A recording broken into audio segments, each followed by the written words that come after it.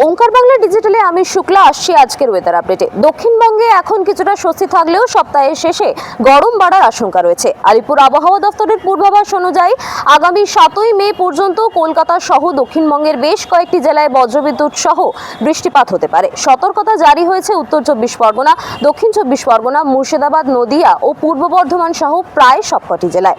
ঝড়ের সঙ্গে ঘন্টায় 30 থেকে 40 কিলোমিটার বেগে বইতে পারে দমকা হাওয়া। শুক্রবার থেকে আবহাওয়া পরিবর্তনের সম্ভাবনা রয়েছে, তবে শনিবার পর্যন্ত শহরের তাপমাত্রা ধীরে ধীরে বাড়তে পারে।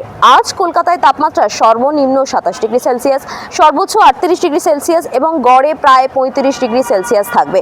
উত্তরবঙ্গে দার্জিলিং, কালিম্পং, জলপাইগুড়ি এবং কোচবিহার এই জেলাগুলিতে বৃষ্টি এবং ঘন্টায় 50 থেকে 60 কিলোমিটার বেগে ঝোড়ো হাওয়ার পূর্বাভাস রয়েছে। তবে আগামী 3 দিন তাপমাত্রা প্রায় অপরিবর্তিত থাকবে বলেই জানাচ্ছে হাওয়া অফিস। এরকমই সব গুরুত্বপূর্ণ আপডেটের জন্য চোখ রাখুন ওঙ্কার বাংলা ডিজিটালের পর্দায়।